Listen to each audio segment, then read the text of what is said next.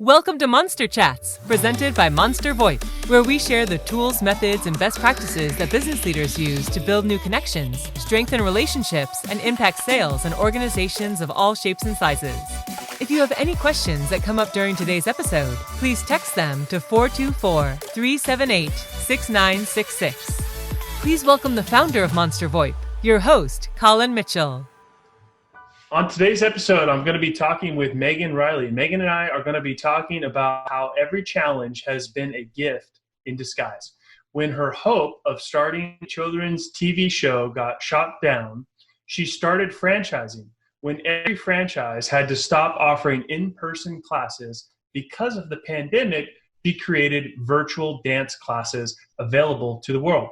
Megan doesn't feel challenges like obstructions, more like redirections for good. I'm Mitchell, the host of Monster Chats and the founder of Monster VoIP.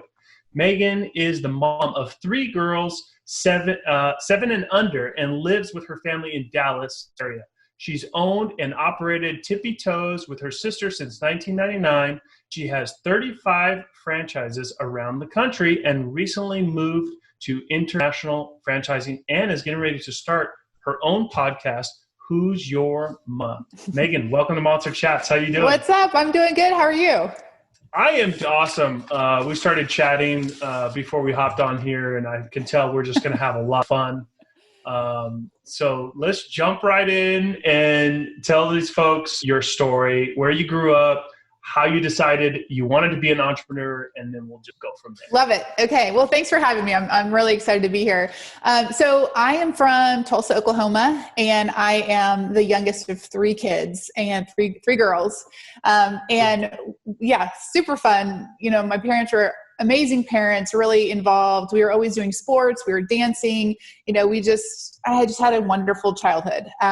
And actually, I would say my entrepreneurship began at that house that my parents still live in Tulsa. As a kid, I would come home and want to play business. And I would, career day, I would dress up in like this nerdy little business outfit, like houndstooth outfit that I got, and wear fake high heels to school, and like loved every minute of it. My dad would say he's going to go to work. He was a print salesman. I was like, please let me go so I could play with the stapler and the calculators. And, I just loved the work environment from the very start. And actually so I'm in business today with my sister, one of my sisters, well, actually both my sisters. But my sister, Sarah Noose, and I own and operate Tippytoes dance company. And really that even started at our childhood home in a way, because Sarah started a summer dance camp for neighborhood kids when she was 12. And my parents would let her bring little kids into our front yard, and she would teach them dance with her best friend at the time. I was on bathroom duty because I was a little sister, so that sucked. But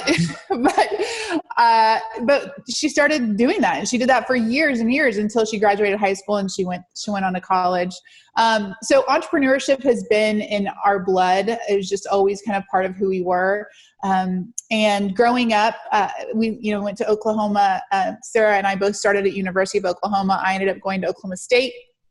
And through our college days, we started Tippytoes. Sarah started at first. She was there. She's started her sophomore year going to offer dance to preschools and daycares as a way to make ends meet. And by the time she graduated, it was a viable business. And then I came to school a few years after she had started that, and I started doing the same thing.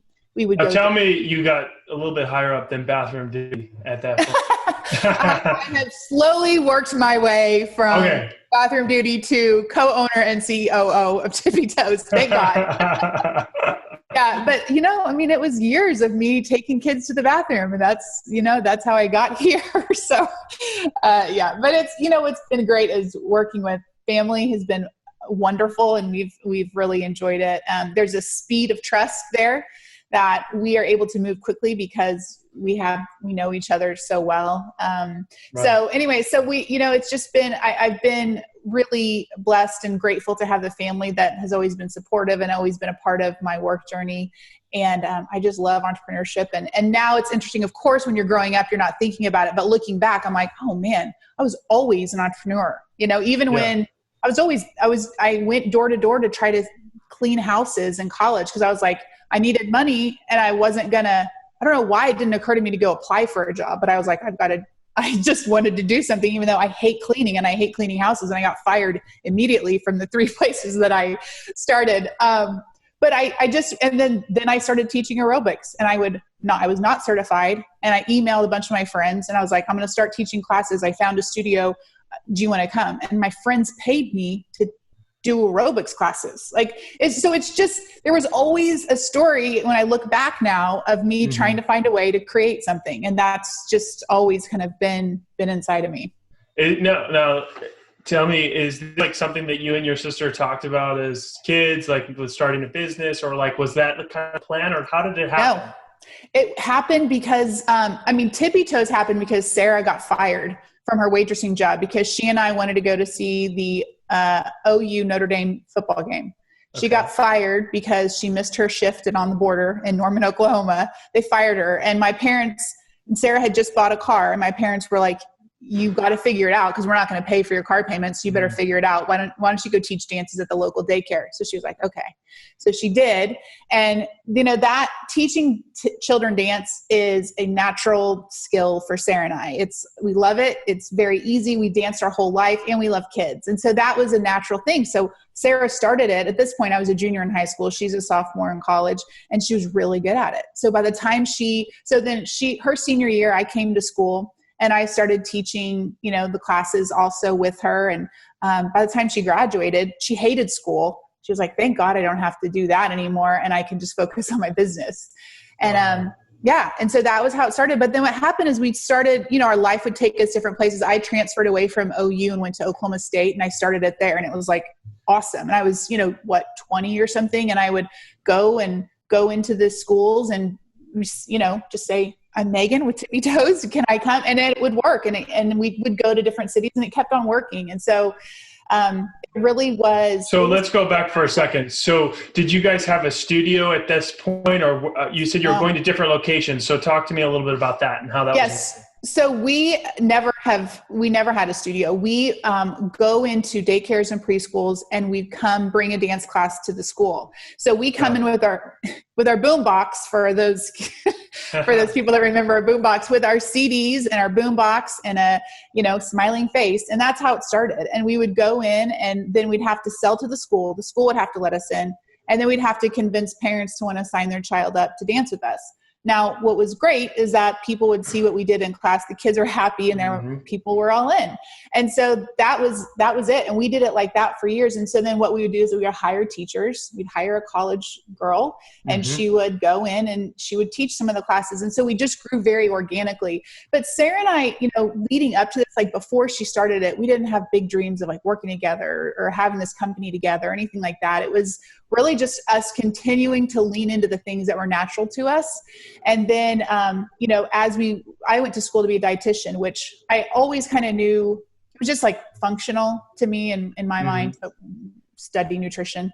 But I didn't really know that was always going to be my path. Through my college days, I realized how much I loved the flexibility of entrepreneurship, the freedom of it, the excitement of it, the creativity of it. And so I knew, through that time in college that I was going to double down and do, continue Tippytoes. I never stopped doing Tippytoes. I was always doing some sort of stuff with it. But I really knew that was the path that I wanted to go down, mainly because I also saw what our business did for communities. And that meant everything to me. Parents are inviting you into their family's lives, really. Like you're with their child for 45 minutes, which we were talking about parenthood before we started. Yeah. There's nothing more precious to a parent than their child. And to then see the reaction of the child, and then the reaction. And a 45-minute break. Yes, totally. That is definitely a selling point. Parents are like, wait, I can drop them off and go, Do you offer longer classes? Yes, exactly. We've been asked that too. Can we come multiple days? Can we come every day? Do you have night classes? You put them to bed afterwards. And that's actually a selling point. We always talk to the parents. It's like, we will wear them out. They will be sweaty when they come with us. But anyways, just seeing the impact, it was something that was, I would say in a way, intoxicating, because it was like, it's so natural for Sarah and I to do what we were doing. And we got super positive reaction. So it was like, we've got to just keep racing towards this because this is too good. Okay, so from like the daycares and things like that, does that get to like private lessons and working with those families and things like that as well? Not really, not normally. So Tippytoes in general, we have a real focus on it's recreational. We serve kids 18 months up to the age of 12. So, we're staying in that young age range. We want dance to be positive and fun and a place where they're encouraged. They realize that they can, not know how to do something and work really hard at getting better at it. So we're not your typical black leotard, pink tights, super strict. I mean, it's not at all like that. That's a good lesson for kids early on. Teaches them that grit and resilience, right? Totally. And that it can be fun to work hard. It's because we are fun and so we're crazy, we really are crazy in our classes. We've written our own music. Sarah and I write our own music. And, so the songs are talking about blue bubble gum and unicorns eating rainbows for breakfast. And, we have this music that's wild, but it, as you can imagine, engages the kids in a way that, boring stuff doesn't. And so it makes it a place that they want to come back to because they know they're going to have fun. But we know that we're teaching them lessons and we know that they're learning how to dance. We know that they're making friends. They're taking instruction from somebody else. There's just so many hidden, wonderful things that come. But we really try to make it so fun for the kids that they just are looking forward to it every week. And parents always say to us, like, it's never Tuesday anymore. It's Tippytoes Day, for the kids. That's how they talk about it at home. So and it's so different. Like you said, it's so different than your traditional dance school, studio. Yeah. Which makes it And that's the thing is, that you can find a dance studio all over the place. And I've talked about this before that we didn't invent dance. We just found a way to do it that resonated with families and kids in a new way. And I think that's the key for entrepreneurs to know is that, nobody's going to start. I really doubt that we're going to all of a sudden see a new powerful leader come out and talk about leadership saying that, you need to be lazy and you need to not chase your dreams. You need to not take action. Like, no one's going to say anything new about how to be a leader or how to do things great. They're just going to frame it for you differently. And so it'll resonate with you. Maybe you've heard Tony Robbins say it 4,000 times and it means nothing to you. And you hear Jesse Itzler say it once and you're like, oh, okay. So that's the beauty is that like entrepreneurship allows us all to find our own lane and to frame things in a new way. And it can make it a totally different experience. Awesome. Yeah, I think that that is such a good point. Now, I want to know how many locations are you guys in now and what cities? Yeah. So we have like 35 franchises around the country. So we've got a couple in the LA, Orange County. We've got Washington, DC, Annapolis. We're up in Minnesota, in Minneapolis, Kansas City. We're in a bunch of Texas cities, Dallas, Houston, Amarillo, Austin, Kansas City, St. Louis. There's a bunch. Yeah. We're in Alabama, Florida. And it's just, we're in Ohio, Tennessee, Kentucky. So we're really, luckily all over, okay. Iowa also. And we're, wanting to continue to grow, but we've also grown our franchise in a really specific way. Like we are not just trying to sign contracts. We were on Shark Tank, years ago. And Mr. Wonderful was like, I just want you in the car signing those contracts. And if you try to do anything else, I want to shock you with a whatever 100 thing. And we were just like, oh, that's not at all. You got the wrong girls. Like we're not here to just sign contracts. We're here, our franchise owners, we want them to be wildly successful and so happy and fulfilled. And that doesn't that means it's harder to get people. Right. We want the right fit. And so we are willing to wait for the right fit for them and us. We aren't the type of leaders that everyone is going to want. And so we have to make sure that we have a good relationship and that it's going to work for both of us because we've done it the other way and it really sucks when you have the wrong fit. So that brings me to my next question. So how challenging is it to find that right fit? And then also because you guys are doing things so different than your traditional, dance studio, how hard is it to keep track that, they're doing it the Tippytoes way? Yeah.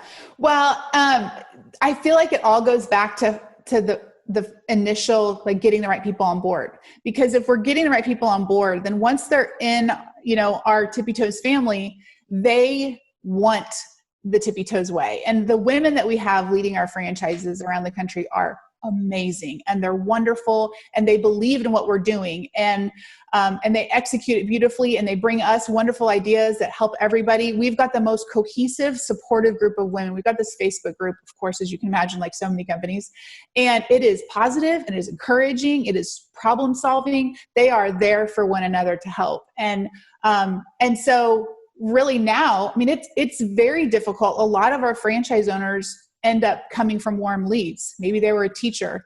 Maybe they knew us in some way, or they knew a franchise owner. And so people see, when you can see what's going on in our company, I think if it resonates with you, which we hope it does for a lot of people, then they're like, I want to know more. I want to see what's going on.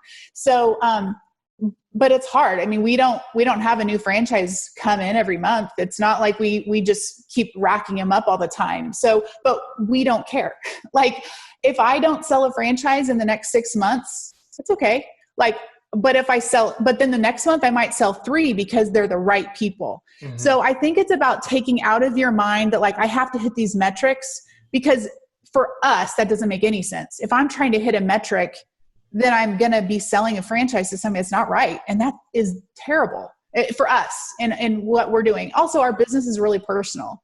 Like, we can't have a sketchy character come in and offering dance classes to children. We need the best of the best. We need someone that believes in everything that we're doing, and we know that can execute it. And you've got to have the energy ready to go, to be an entrepreneur too. So, I mean, I would say it is hard. It is hard to find those people. I think it's about patience, and I think it's about being okay with the numbers that you're getting. So it doesn't bother me at all if we don't sell a franchise over the course of a few months, because I know I might have said no to somebody, but I was saying yes to our brand. I was saying yes to the quality that I want Tippytoes to have. I don't want there to be a bad Tippytoes out there. And that might mean I have to say no, or I might have to go 6 months without selling a franchise, and that's okay. Is that something that's developed over time based on experience? Totally. Or is it, yeah. So tell me about some of the tough times of Tippytoes. Yeah. Been some really hard moments, for the business. Yeah. It's been around, almost 20 years or 21 years. 21 years. Yeah. So there's got to be some times where it was really difficult. Yeah. I mean, we've learned so much along the way. So we've been franchising since 2009. So the first 10 years of the business, it was Sarah and I, and, we had managers or teachers or whatever. Mm-hmm. So we really, we knew the business inside and out. Then you start then you start telling a franchise, and somebody's like, why do you do this? And I'm like, oh geez, I don't know. And then, like, you have to basically justify everything you're doing and make sure it makes sense. And, the first franchise owner we had, we loved her so much. She got what we gave her compared to what we give now is night and day. So we've learned so much through the process. We didn't have everything perfectly figured out. I read Franchising for Dummies to figure out how to get started. Like, legit, that's how it started. So there's been a ton of learning. And initially, we were working with a consultant that was like, and he was much less focused on metrics than plenty of people are out there now. But, at one point he said, you're not trying to build a sorority. You're trying to just sell franchises. And he meant it in a negative way. Like, we shouldn't be so picky with how we're doing it. And not that it's not some exclusive group that nobody can get in, but it is going to be people that we believe can succeed within this model. And so, we had that in our ear of like, just sell franchises, just sell them. And so we did, and we sold some, and we didn't have was enough filters in place. And so I know if we would have had a filter in place, that some of the people and it was a very small portion, really that we learned the hard way. Mm-hmm. Had there been a little bit more filtering, it never would have happened. I remember going on the first training trip, and I was like, oh crap.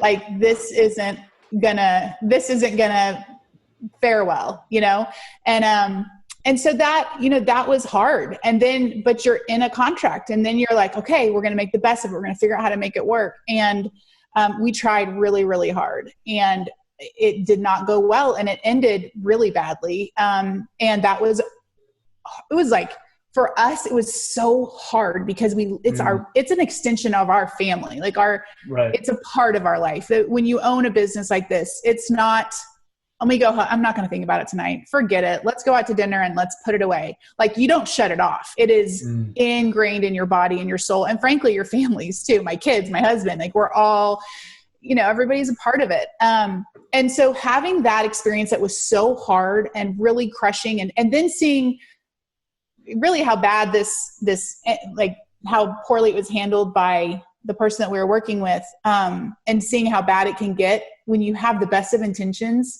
it was really eye-opening to be like, you know what?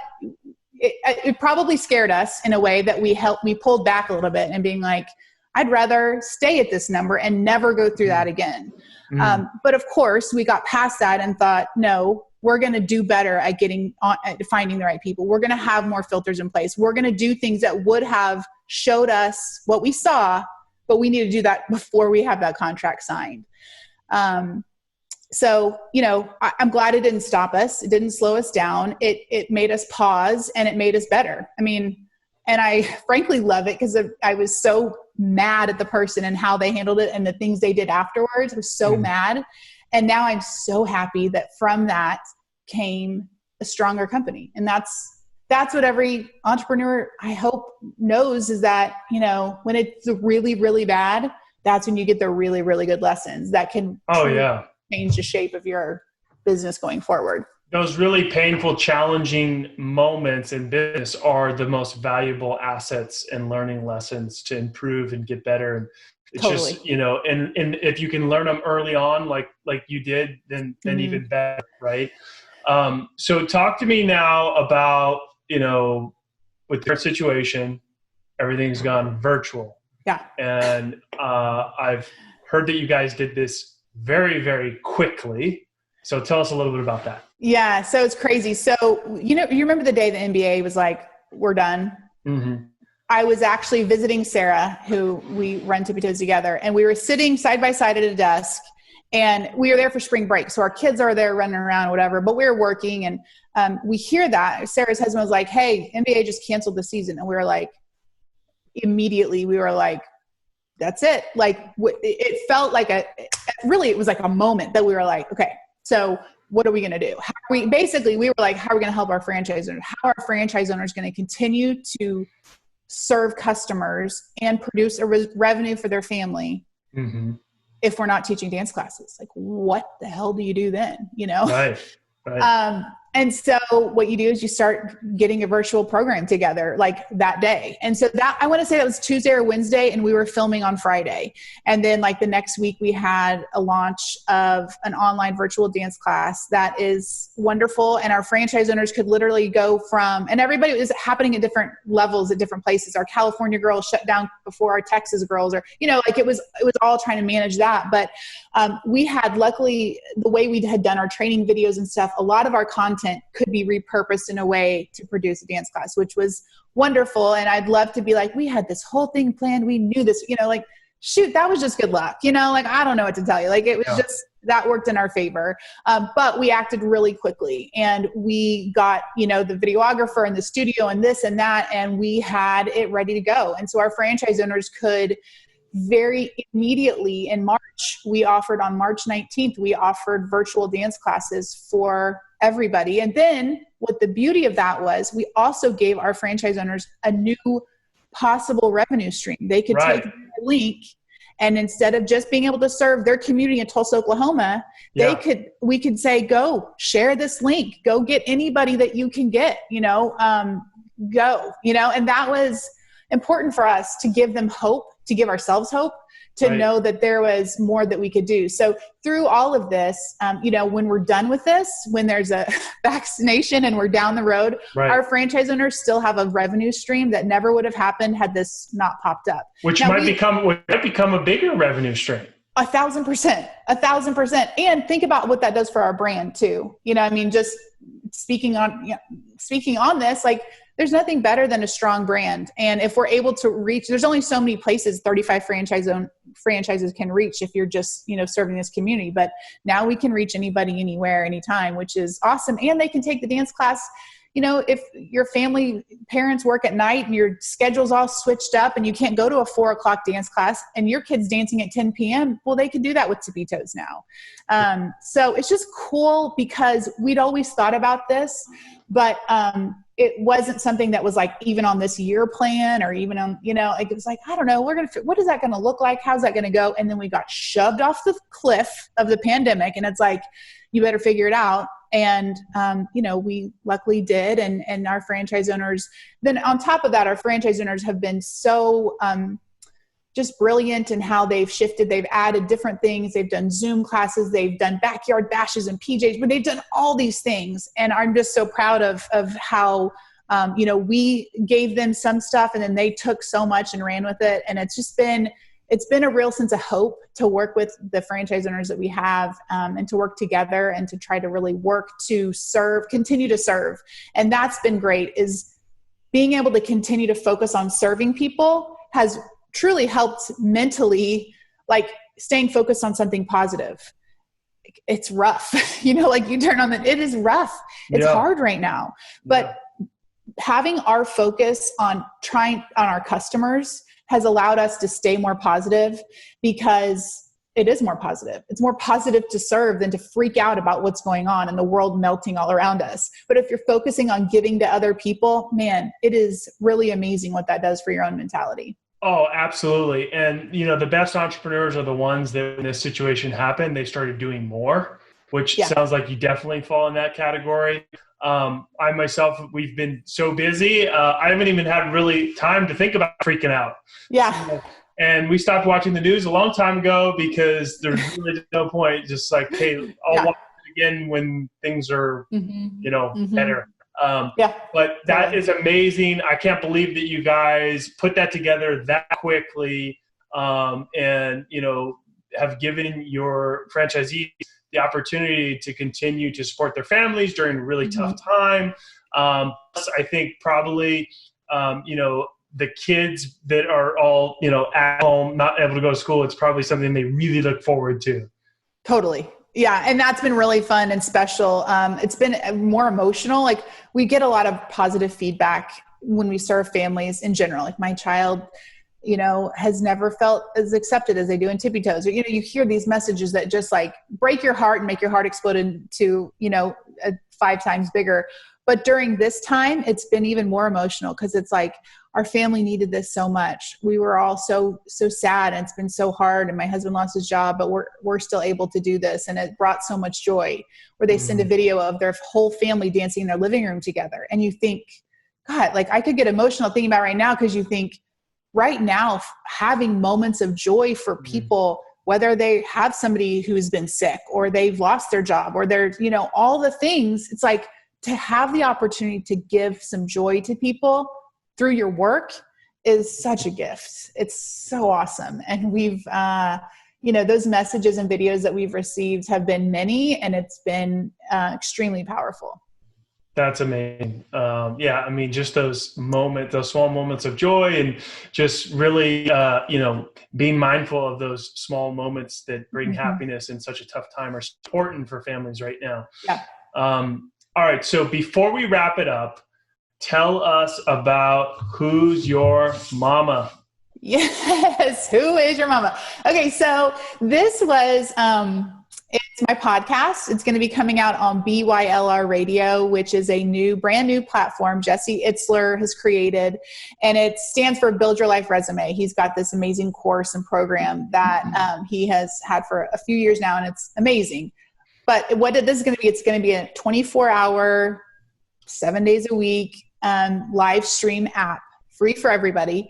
And it's, like I said, BYLR Radio. And it's going to be a combination of music and, different shows and inspiration. And I had this idea. I was trying to think of a podcast. Like, I want to do something. Basically, my youngest started going to school. My youngest is 3, and she started going to school 5 days a week at preschool. And all of a sudden I had 5 uninterrupted work hours in a day, which was like, I mean, it was like an eternity. I was like, I can do so much more because I had been used to juggling. I had a kid at home the whole time for the past 7 years and doing business and figuring out how to juggle. So I figured that out. I knew how to do that, but I wanted to do more and I wanted to step out a little bit more. I had kind of been listening to Gary Vee was in my head, and, you know, that was where it kind of started.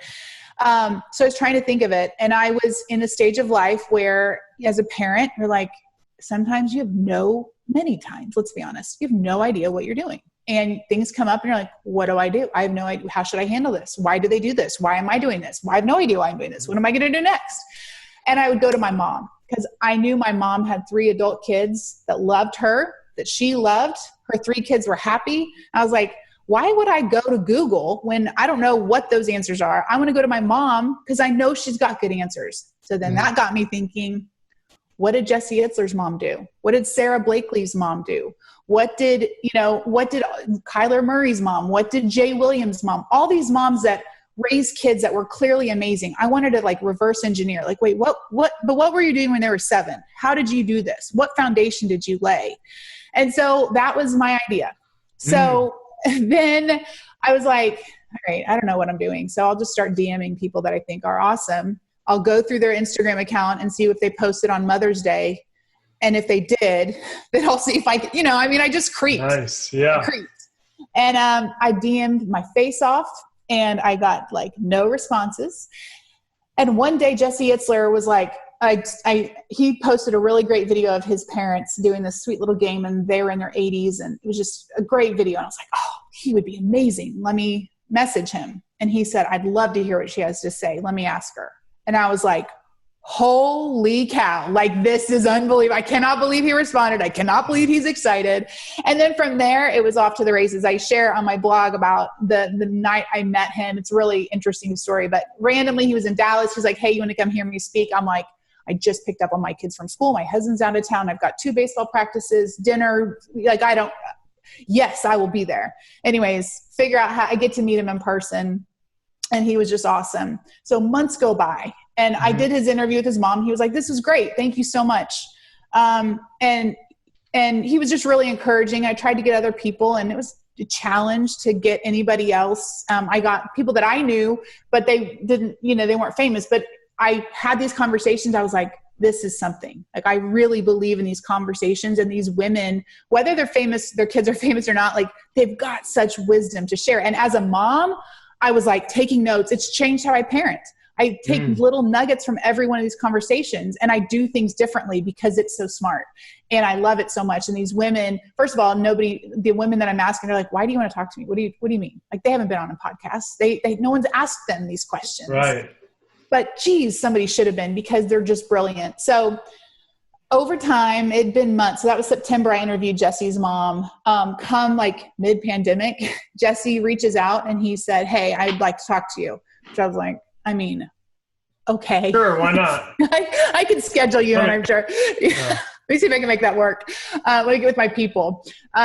So we have a conversation. It was awesome. He was like, here's what I'm doing. I'm starting this new platform, and I really want your show to be on. I think it's really good. I love what you've done. Sarah, he's married to Sarah Blakely, the founder of Spanx. Sarah, we listened to the episode. Sarah loved it. She wants you to interview her mom. I think this is going to be something. And that happened in I think April. So it's June now. So, it's been quick, but it's been awesome. And I've been able to interview some more moms, and I'm just beside myself, because here's the thing. I want the podcast to be huge. I want everybody to listen to it. I want everyone to love it, but I believe in what it is. It's like back to Tippytoes. I want everybody on the planet to do Tippytoes. I want it to become synonymous with 3-year-old dance. I want, if someone's has a 3-year-old that's dancing, a 5-year-old that's dancing, I want it to just everyone assume it's Tippytoes. Like, I want to be Kleenex for dance, just assume that's what it is. Well, for Who's Your Mama, I'm like, I want everybody to love it and it to be great. But I also just really believe in what I'm discovering from these moms. And so that is propelling me forward. So I'm like, I'm here for it, and I love it. And so anyways, I'm really excited. As you can tell, I'm really excited about that. Yeah. I'm really excited about Tippytoes. I love all of it. I love hustling towards these things that I believe in. And I think believing in what you're doing is really crucial because nothing comes easily. Sarah, my sister, is writing a book and it's been a labor of love, but she believes in it. And so for her, it's like all day long, I'm going to do this because I believe in what this book will do and how it will serve people. So, well, it's been a lot of fun talking with you. I'm super excited to show your podcast when it comes out to my wife. Yes. I'm sure she'll be a listener. And I look forward to seeing that. I've really enjoyed getting to learn more about you and your story and Tippytoes and all your passion behind it. So if you are, before I let you go, please tell people where they can connect with you online, where they can learn more about Tippytoes or where they might see your podcast in the near future. Awesome. Thank you. So I'm at Megan L. Reilly on Instagram and Facebook, I think. How's that for a plug? And then LinkedIn, Megan Reilly, it's Reilly. And my podcast is at Who Is Your Mama pod. I guess I should really have that one down. At Who Is Your Mama pod is what it is on Instagram. Okay. And I've got a website, whoisyourmama.com. It's got the blog, it's got a lot of behind the scenes stuff. And then our Tippytoes stuff, it's tippytoesdance.com. And it's TIPPI. That always trips people up. But it's so much fun. And we love just serving more people. And the virtual dance classes you can go to our website and find out a way to do that. They're $20 a month and you get new classes every month. So it's really fun to see families all over that haven't been able to experience Tippytoes before get that chance. So that's where I am. I'm just finding my way all over the place, but having so much fun. I'm really grateful to get to talk with you and just excited. I'm grateful. Yeah. Thank you so much, Megan. Really appreciate it. Welcome to our community. If you're listening to the podcast, please subscribe, share with your friends. We're listening for your feedback. The show is all about you. Thank you for tuning in for another episode of Monster Chats, presented by Monster VoIP, where we share the tools, methods, and best practices that business leaders use to build new connections, strengthen relationships, and impact sales in organizations of all shapes and sizes. If you have any questions from today's show and want to reach us directly, please text your question to 424-378-6966.